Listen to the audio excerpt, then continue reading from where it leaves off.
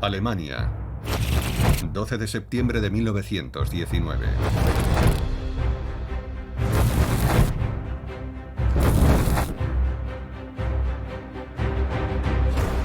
En el restaurante Sterneckebrau, en el corazón del casco antiguo de Múnich, un solo hombre está a punto de cambiar la historia. Era básicamente un perdedor. En la profesión que había elegido, la de artista, fracasó. Apenas podía ganarse la vida. No había en él el menor signo de grandeza. Desde hace varios meses, un nuevo movimiento político conocido como el Partido Obrero Alemán ha estado celebrando reuniones regulares en el Salón Liber. Había asistido a una conferencia en la que un profesor defendía la escisión de Baviera del resto de Alemania. Hitler se levantó para rebatir a este profesor y acabó lanzando una arenga. Y cuando dejó de hablar, miró a su alrededor y vio que la gente estaba con la boca abierta.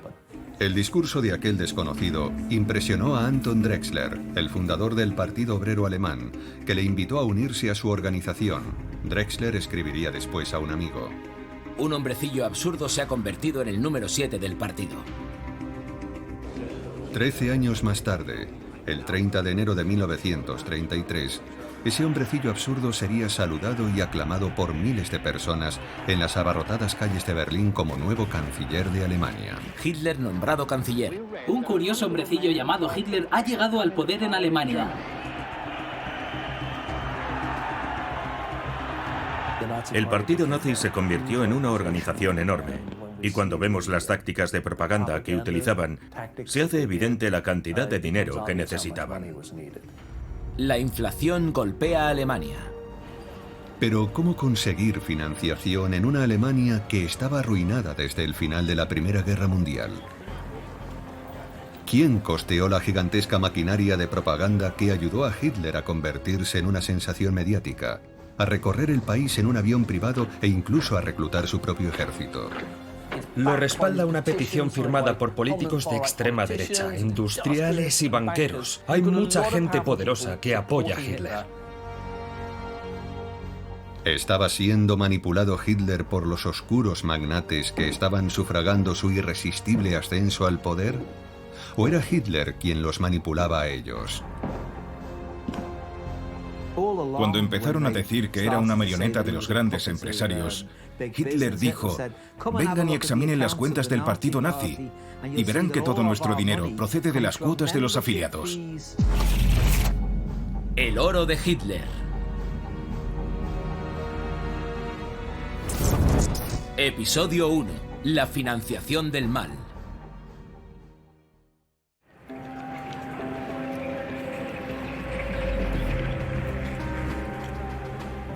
Agosto de 1936, el punto álgido de la gloria y el poder nazi.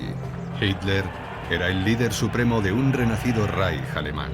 Su economía en expansión era admirada y envidiada por líderes de todo el mundo que acudieron en masa a la épica ceremonia de apertura de los Juegos Olímpicos de Berlín.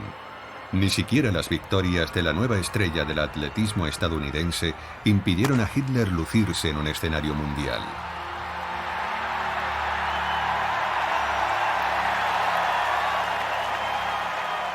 Atletas negros brillan en la Olimpiada de Berlín. 15 de noviembre de 1936. El ministro de propaganda de Hitler, Joseph Goebbels, analizaba el ascenso de los nazis desde su caótico intento de dar un golpe de estado con el abortado putsch de la cervecería en Múnich en 1923. Qué pobres éramos entonces. El Führer cuenta que una vez llegó a pensar en pegarse un tiro porque tenía muchas deudas. Goebbels escribía sobre una época en que la idea de Hitler como Führer de Alemania era absurda. Una época en que quien se iba a convertir en líder supremo de Alemania acababa de cumplir condena por su fallido intento de golpe de Estado y tenía prohibido hablar en público, a la vez que luchaba por la supervivencia de su partido por las deudas. Adolf Hitler puesto en libertad. Este era el tercer duro golpe que sufría Hitler tras perder a su adorada madre por un cáncer de mama cuando solo tenía 18 años. Y después, sufrir la humillación de la derrota a manos de Gran Bretaña, Francia y Estados Unidos en la Primera Guerra Mundial. Por aquel entonces, Hitler era un simple cabo del ejército. Aunque era austríaco de nacimiento, había demostrado su lealtad a Alemania y a sus ideales prusianos en las trincheras. No estaba señalado para la gloria, solo había ganado la Cruz de Hierro. Cuando se alistó en el ejército alemán en la Primera Guerra Mundial, le dieron un rifle, le inculcaron autodisciplina, le enseñaron a matar y cuando volvió de aquella guerra era una persona completamente diferente.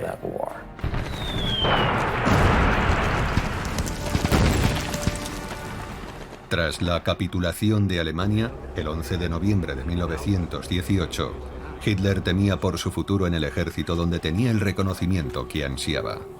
Pero la empobrecida y cada vez más desesperada República de Weimar iba a ser un fértil caldo de cultivo para sus ideas extremistas. Y tenemos esas famosas imágenes de gente llevando carretillas llenas de billetes para comprar una barra de pan y un poco de jamón. Es un caos absoluto. El país está hundido. Y eso crea mucho resentimiento. Y lo que surge en Alemania es un creciente fanatismo político. Lo que tenemos es un país que cada vez es más pobre y más enfervorecido. Es el caldo de cultivo perfecto para un fanático como Adolf Hitler. Durante su servicio militar, Hitler había demostrado que tenía una especial habilidad para hablar en público, que le había servido para expresar abiertamente sus radicales ideas nacionalistas. Y esto era algo que al nuevo ejército alemán, el Reichswehr, resultaba muy útil. Al final de la guerra sería reclutado por la nueva división de educación y propaganda del ejército. Siguió a sueldo del ejército y su trabajo era hablar con los soldados antes de ser desmovilizados para que se mantuvieran fieles a Alemania y al ejército y evitar que apoyaran a los comunistas. Su jefe directo era el capitán Mayr, que no tardó en reparar en su talento. El capitán Karl Mayr era un joven y ambicioso oficial con talento para escoger los agentes más adecuados para cada misión. Estas habilidades le hicieron merecedor del cargo de comandante del Departamento de Educación y Propaganda en Múnich, y así se convirtió en el hombre que, con la ayuda de los fondos secretos del ejército, hizo las primeras contribuciones a las arcas de Hitler.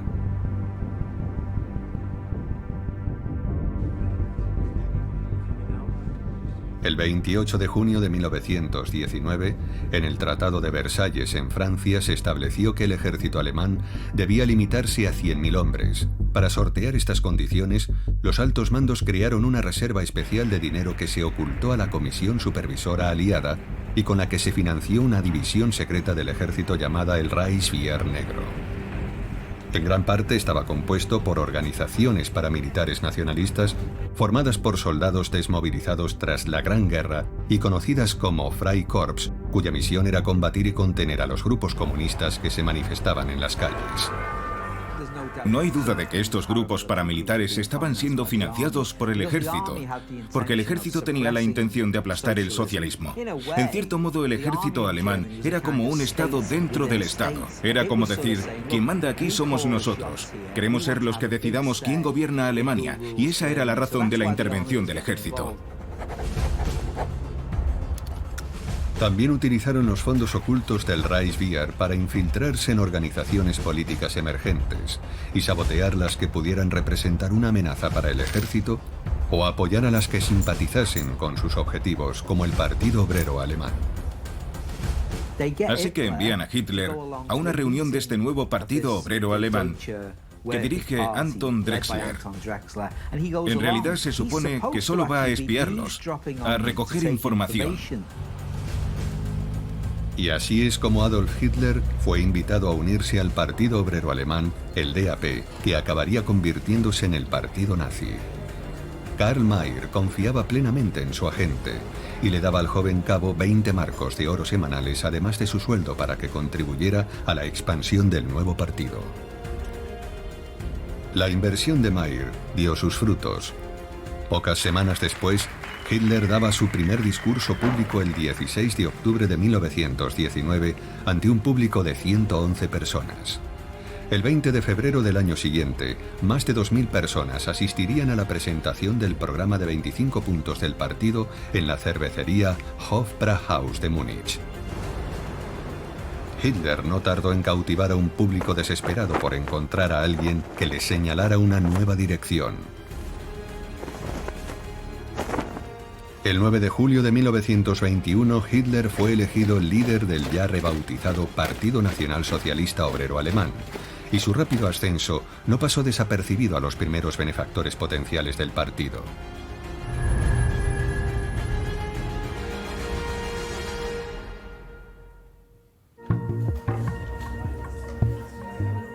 Con su participación en el ascenso del Partido Nacional Socialista Obrero Alemán, el orador estrella Adolf Hitler empezaba a atraer la inesperada atención de ciertos círculos sociales. Hitler ya había conseguido el apoyo de empresarios a nivel local en sus primeros años, pero no se trataba de grandes empresarios, sino de empresas medianas y pequeñas. Entre ellos estaba un editor de Múnich llamado Bruckmann o la heredera del fabricante de pianos Bechstein, que presentó a Hitler a la sociedad muniquesa y además le ayudó económicamente. Luego estaban los que, además de financiar a Hitler personalmente, se convirtieron en recaudadores de fondos para el partido. El primero fue Dietrich Eckart, uno de los miembros fundadores del partido y una figura paterna para Hitler, que presentaría a su protegido en las altas esferas de la sociedad alemana. Además estaba Emil Ganser, el hombre que presentaría a los nazis a la comunidad empresarial de Berlín, organizando conferencias y viajes a Suiza para recaudar fondos.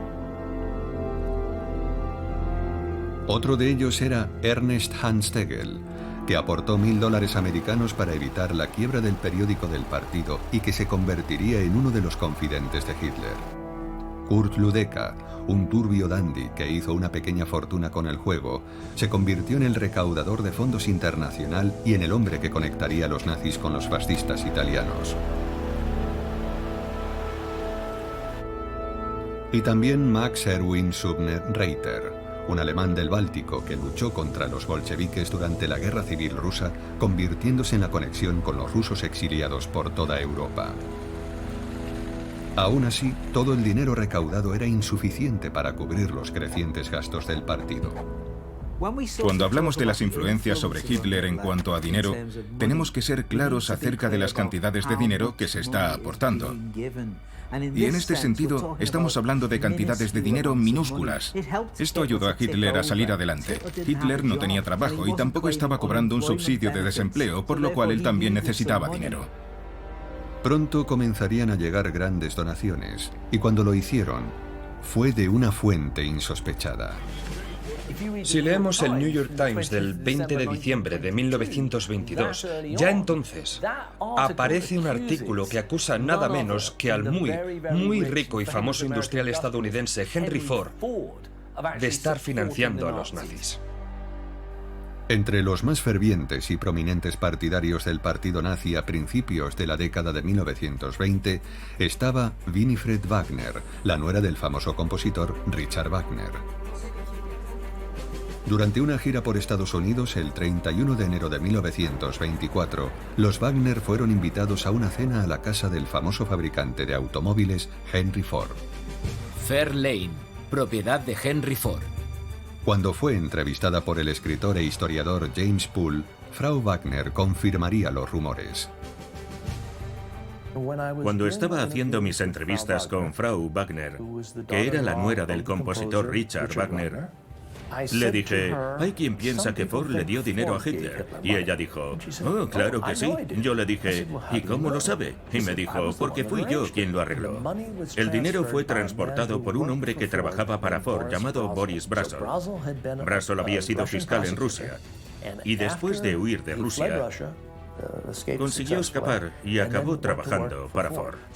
Así que fue Boris Brasov quien llevó el dinero desde los Estados Unidos a Alemania, donde se lo entregó a Kirill Romanov, que era el pretendiente al trono de Rusia, el cual se lo pasó a Ludendorff, que se lo dio a Hitler. Nunca ha habido pruebas de esto.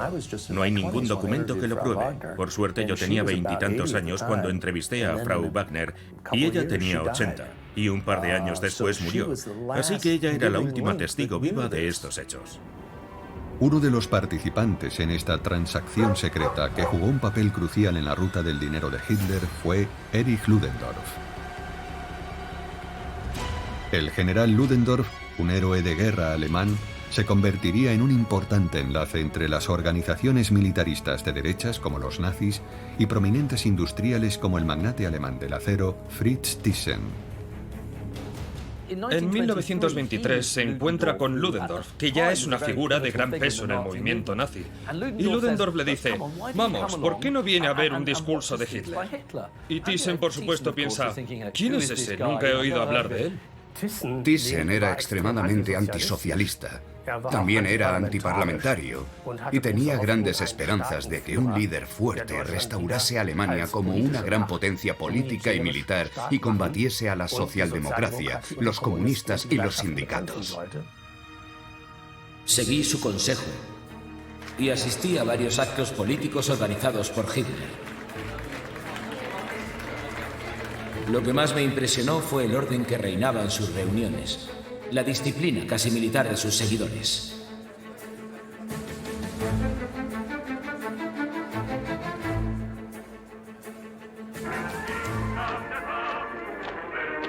La disciplina militar de los actos públicos de Hitler era responsabilidad de las SA, el ala paramilitar del partido que no solo se encargaba de la seguridad en los mítines, sino que era enviada a ciudades alemanas para provocar disturbios que luego ellos mismos reprimían brutalmente.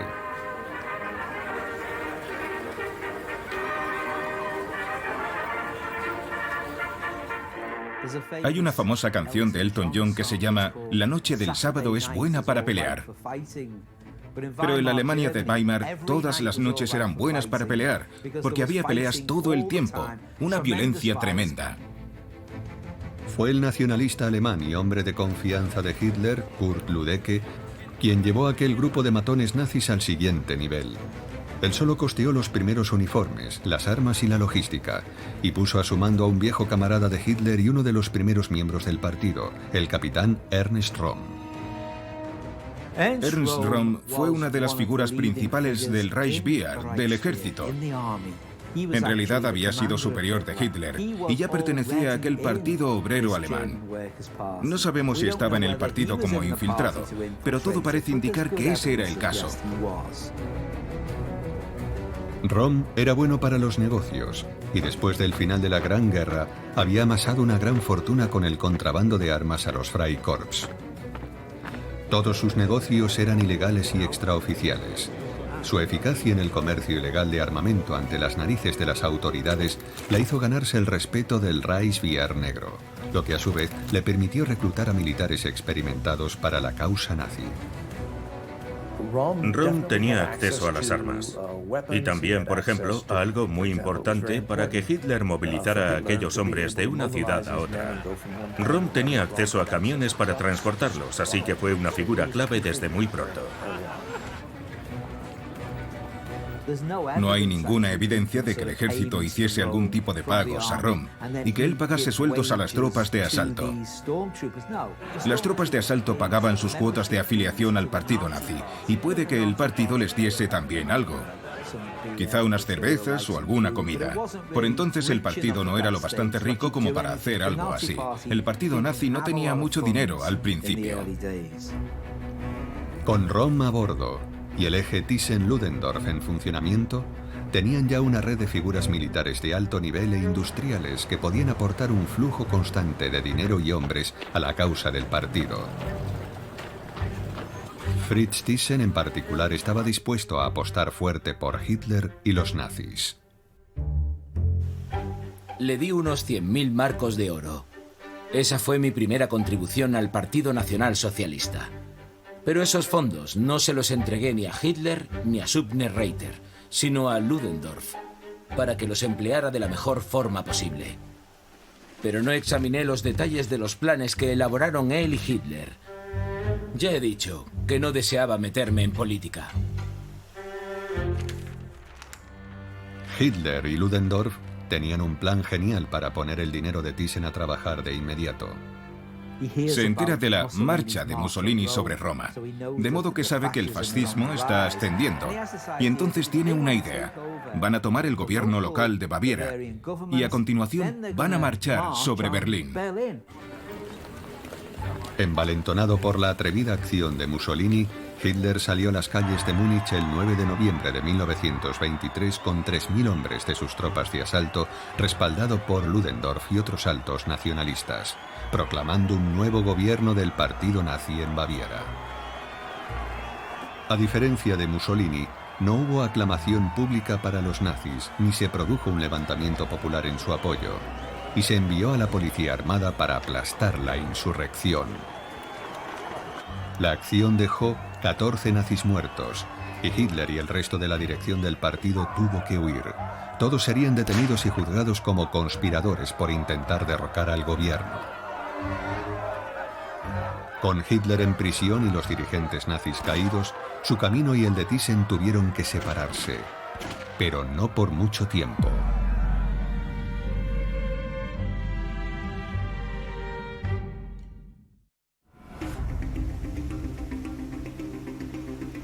Tras cumplir su condena en la prisión de Landsberg, el 20 de diciembre de 1924, Hitler sabe lo que tiene que hacer para encauzar su futuro.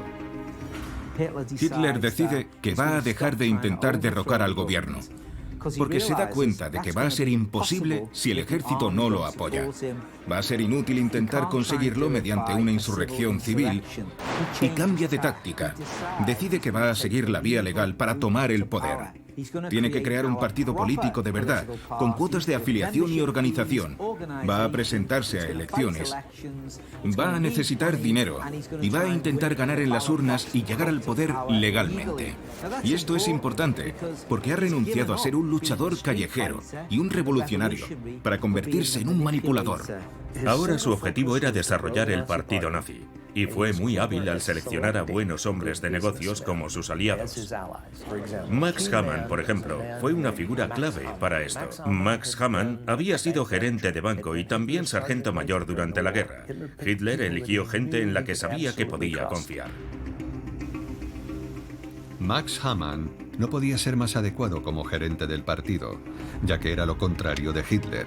Era muy organizado, trabajador y gracias a su experiencia como banquero podía conseguir créditos en condiciones ventajosas. También llevaba la dirección de la prensa de propaganda nazi. Hitler pensaba en el contenido y Hammann se encargaba de las ventas y la distribución, y así se le ocurrió una nueva idea. Aunque el llamado putsch de la cervecería fue en realidad una farsa sangrienta, en manos de Hammann iba a ser mitificado como un acto de autosacrificio de Hitler y los nazis. Y lo que hace de ellos unos políticos tan asombrosos es que van a convertir aquel desastre en una especie de momento crucial, de triunfo. Un momento clave en el establecimiento de esta nueva religión política. Y así, cuando Hitler sale de la cárcel, parece que se ha convertido en una especie de figura mesiánica. Está sufriendo por sus ideas políticas. Él, en solitario, se presta al sacrificio. Para los nazis no existía la mala publicidad, y Hammann confiaba en que podrían capitalizar este impulso, por lo que animó a Hitler a trabajar en su autobiografía mientras cumplía condena. El libro se publicaría el 18 de julio de 1925 con el título Mein Kampf, mi lucha. Hitler esperaba que se convirtiera en el manifiesto político del nuevo rumbo que tomaba el partido. Hammann pensaba en los beneficios. Aunque su impacto inicial fue decepcionante, con el tiempo el libro reportaría millones a Hitler. En realidad, Mein Kampf no se vende muy bien en un principio. Creo que vende unos 10.000 ejemplares entre los años 25 y 27. No es un bestseller propiamente dicho. La tibia reacción a Mein Kampf suponía un problema para Hitler. Con la prohibición del partido nazi todavía en vigor, ¿cómo iba a hacer llegar su mensaje al pueblo alemán? En febrero de 1925, el gobierno bávaro accedió a levantar la prohibición del partido nazi bajo ciertas condiciones. Condiciones que Hitler, dejándose llevar por su entusiasmo, rompió en 24 horas en su primer discurso público. La interdicción se restableció inmediatamente por otros 2 años. Fue un periodo muy difícil para él. Cuando sale de la cárcel, la recuperación alemana ha comenzado. La moneda se ha estabilizado y la economía va bastante bien. En consecuencia, un partido como el de Hitler no atrae a mucha gente. Dado que Hitler tenía prohibido hablar en público, recurría a reuniones secretas celebradas en pequeñas salas a puerta cerrada con empresarios cuidadosamente seleccionados. Pero esta táctica no obtuvo resultados al principio. Las grandes empresas no quieren asociaciones con lo que les dé mala publicidad. Así que los grandes empresarios del periodo de Weimar apoyaban a los partidos tradicionales. No al Partido Socialista, sino a los partidos liberales, a los conservadores.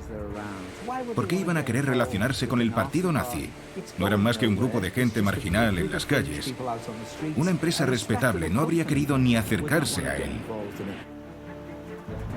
Pero en la primavera de 1927, en Essen, había en una de sus conferencias secretas un hombre que tras escuchar a Hitler decidió tomarlo en serio.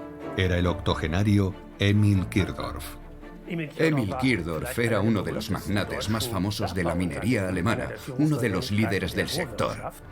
Kirdorf era un monárquico acérrimo, antirrepublicano y antidemócrata. Kirdorf y Hitler se reunieron por primera vez el 4 de julio de 1927 en la mansión Bruckmann en Múnich. El barón de las chimeneas, como se conocía a Kirdorf, estaba impresionado por las ideas de Hitler y tenía curiosidad por saber más de él. La lógica inexorable y la clara concisión de sus argumentaciones provocaron mi entusiasmo, y le pedí que escribiera un folleto sobre los temas que había tratado conmigo. Hitler hizo lo que Kirdorf le pidió y escribió un opúsculo titulado El Camino del Resurgimiento. Como parte de su contenido, no se consideró apropiado para los miembros del partido de las clases más bajas. Se mantuvo como una publicación secreta que solo se distribuía a unos pocos privilegiados. Kirdorf, que se afilió al partido en agosto de aquel mismo año, entregaba personalmente el folleto a sus socios y clientes más cercanos.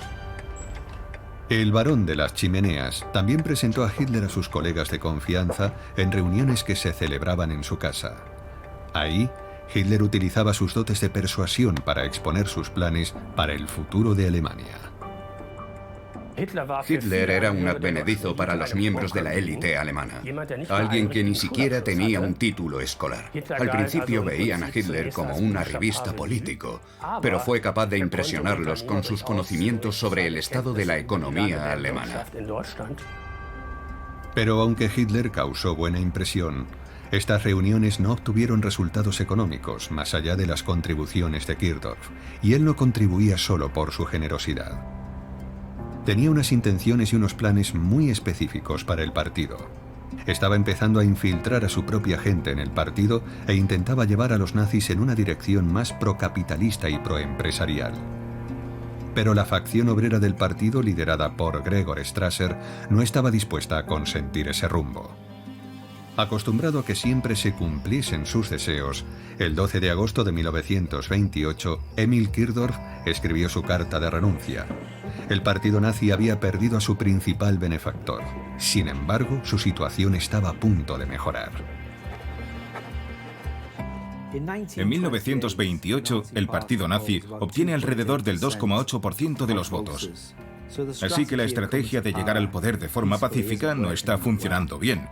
Pero en 1930 su porcentaje sube a cerca del 12%. Unos 6 millones de personas votan a los nazis. Por tanto, algo sucede entre 1928 y 1930.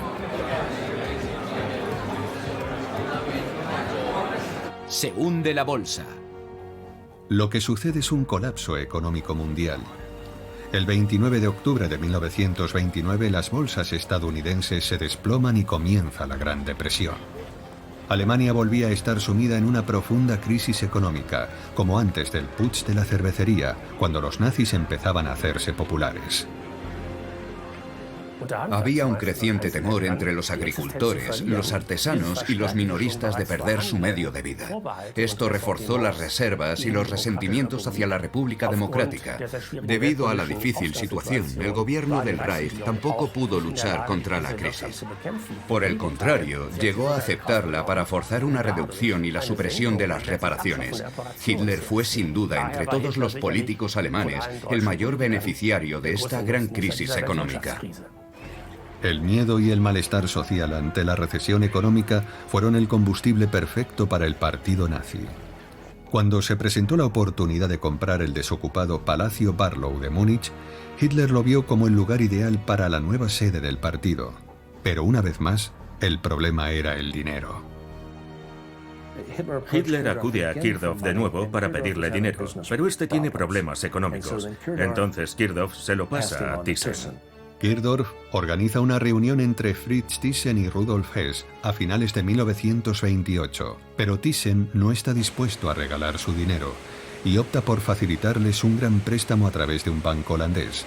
Thyssen estaba respaldando una vez más a Hitler. Se convierte muy rápidamente en uno de los grandes benefactores del partido nazi. E incluso lo admite en su autobiografía. La titula Yo pagué a Hitler. Y en ella afirma que donó más de 1 millón de marcos al movimiento nazi. Así que el dinero de Thyssen es realmente importante. En 1929, ante la incapacidad de Alemania para pagar sus préstamos, los aliados reorganizan el sistema con lo que se conocería como el Plan Young. Aunque el nuevo plan reducía la deuda, iba a suponer una carga aún más pesada para el país, y muchos en el sector empresarial se oponían a él. Thyssen era uno de ellos, así que decidió unirse a los nazis junto a un viejo aliado político, el líder del Partido Nacional del Pueblo Alemán, Alfred Hugenberg. Hugenberg era un hombre muy rico, un magnate de los medios de comunicación. Era dueño de cines y periódicos en toda Alemania, y era realmente el líder de la derecha nacionalista. Thyssen y Hugenberg ya habían reunido a la mayor organización paramilitar de derechas del país, el llamado Casco de Acero, y a la Liga Panalemana en una coalición para combatir el Plan Young. Pero les faltaba el apoyo de la clase obrera que Hitler y los nazis podían aportar.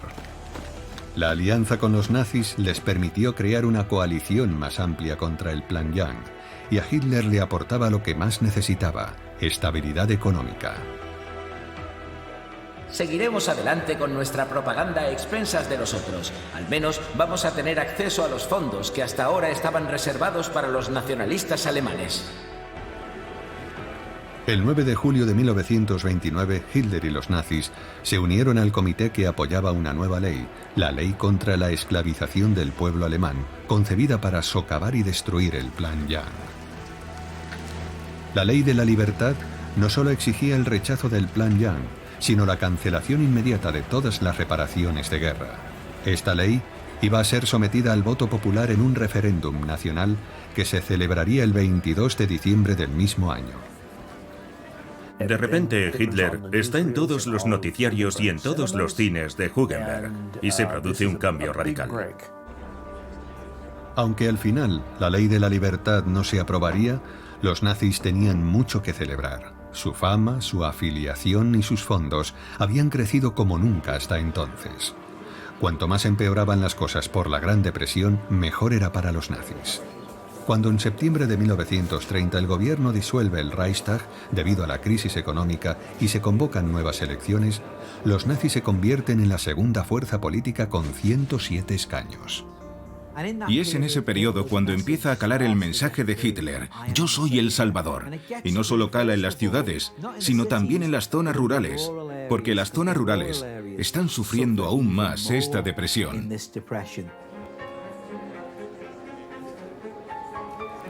El éxito nazi en las elecciones despertó la curiosidad de una figura prominente que iba a cambiar la política económica de los nazis, el presidente del Reichsbank, Hjalmar Schacht. Al igual que Thyssen y los nacionalistas, Schacht estaba en contra del Plan Young y dimitió como presidente del Reichsbank a finales de 1930 para hacer campaña en contra del plan. Durante un viaje a Estados Unidos, Schacht lee Mein Kampf y comienza a ver a Hitler y la situación de Alemania desde una perspectiva diferente. A partir de 1932, Schacht intentó influir en las convicciones políticas de Hitler como asesor informal y formarlo para que en el futuro fuese un canciller favorable en lo económico y lo financiero. Tras su regreso a Alemania, Schacht asiste a una cena en casa de su amigo, el banquero Emil Georg von Strauss. Entre los invitados se encuentra una figura prominente en el aparato financiero de Hitler, el as de la aviación de la Primera Guerra Mundial convertido en famoso político nacionalista, Hermann Göring. En 1923, Goering había sido representante de empresas de aviación, especialmente en Suecia. Goering también tenía buenas relaciones en los círculos empresariales debido a su origen social y era considerado como un aliado y un hombre razonable. Goering, el gran as de la aviación, era una figura célebre y junto a su aristocrática esposa, Karin, eran miembros de la alta sociedad que podían moverse en círculos aún cerrados para Hitler. Iba a ser una pieza esencial para atraer a las grandes empresas. El 5 de enero de 1931, los Goering celebraron una cena de Nochevieja en su casa. Entre los invitados estaban Thyssen, Adolf Hitler y Hjalmar Schacht. Para Hitler era la oportunidad ideal de impresionarlos, y no decepcionó. Todo lo que decía lo afirmaba como verdades incontrovertibles. Sin embargo, sus ideas no eran descabelladas. Con un exdirector del Reichsbank, uno de los principales industriales del país y un héroe de guerra en su bando, Hitler empieza a ver el camino despejado.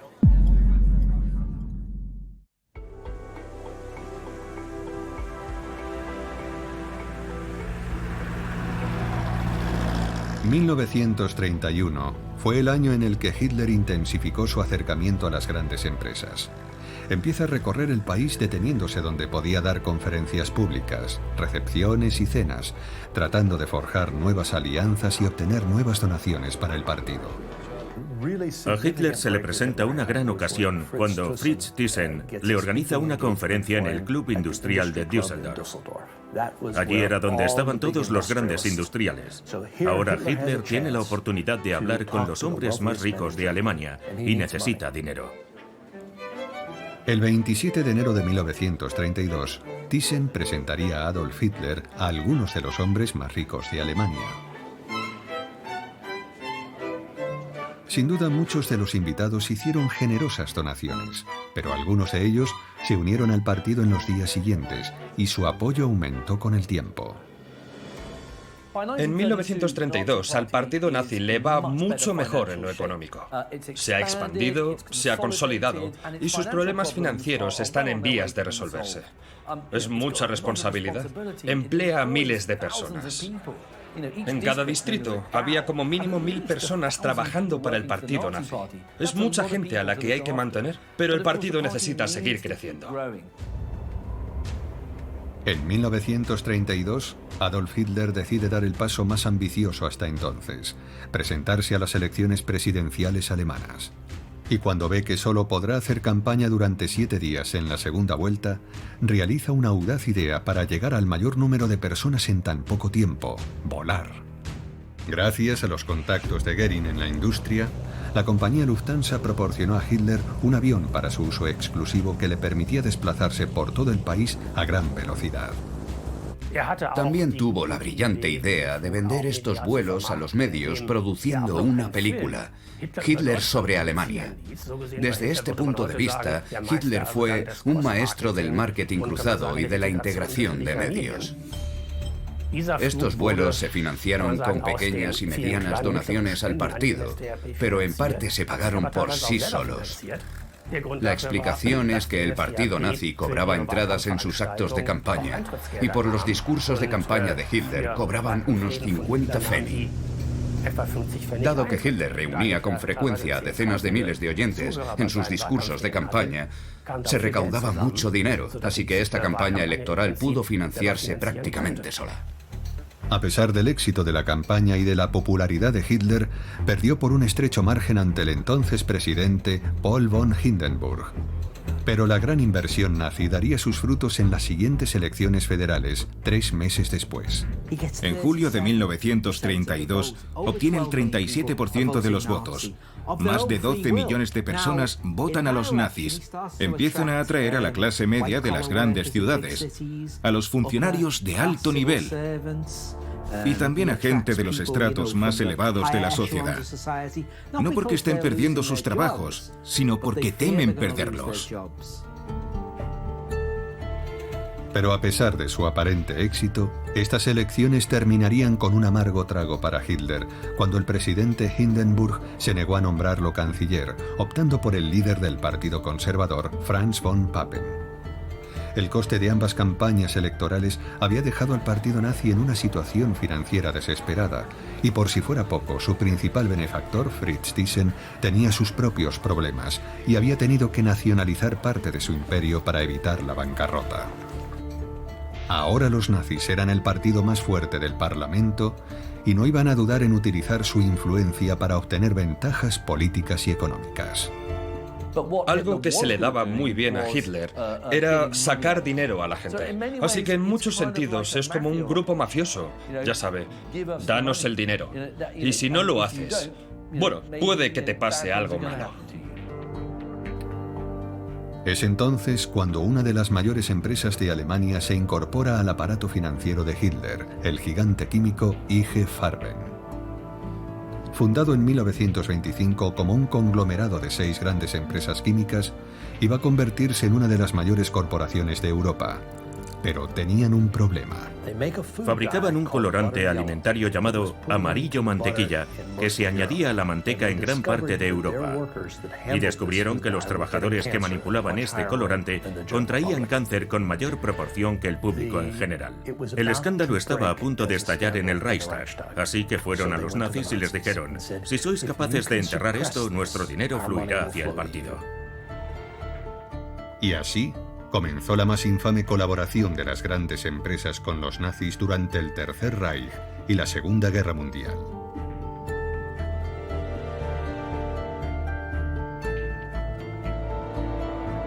Estamos hablando de una empresa que se involucra a fondo con el régimen de Hitler. De hecho, ayuda a financiar el campo de Auschwitz-Birkenau. Es una especie de proyecto conjunto entre el Estado y la empresa privada, en el que colaboran las SS y la IG Farben. Es una empresa a la que se puede llamar cómplice. Con el respaldo de IG Farben, los nazis se sirven de su peso en el Reichstag para derrocar al gobierno de von Papen con una moción de censura. Se convocan nuevas elecciones, y Hitler y los nazis vuelven a ser los ganadores, aunque con una mayoría marginalmente reducida. Es entonces cuando Fritz Thyssen y Hjalmar Schacht realizan su maniobra, presionan al presidente Paul von Hindenburg para que nombre canciller a Hitler. Para ello redactan una carta, la petición de los industriales. A esta petición se adherieron muchos menos empresarios de los que esperaban sus promotores, Fritz Thyssen y Hjalmar Schacht.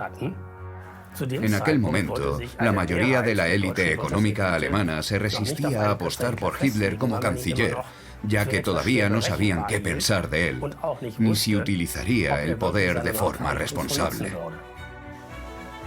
El viejo presidente se negó de nuevo obstinadamente a nombrar canciller a Hitler. Aunque había ganado las elecciones, Hitler estaba en peor situación que antes. Para recuperar la iniciativa política necesitaba un milagro. Y el santo que iba a realizar ese milagro no era otro que el ex canciller von Papen, a quien los nazis habían contribuido a derrocar el verano anterior. Von Papen buscaba desesperadamente cómo volver al poder y pensó que podía convencer a Hitler para que aceptara la vicecancillería del Estado con él mismo como canciller. Pero Hitler estaba esperando recibir la oferta y le respondió a von Papen que solo aceptaría el trato si él, Hitler, era nombrado canciller y von Papen vicecanciller.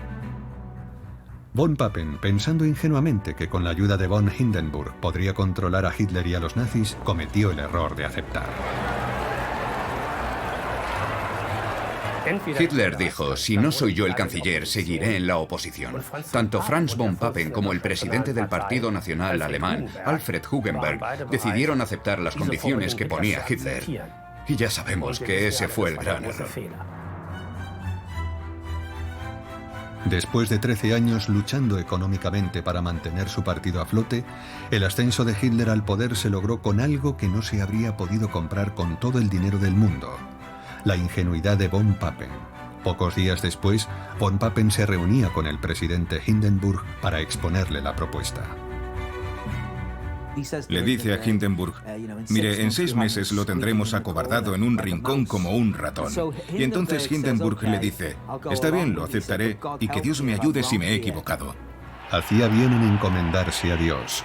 Su único consuelo fue que no vivió para ver la catástrofe que había desatado.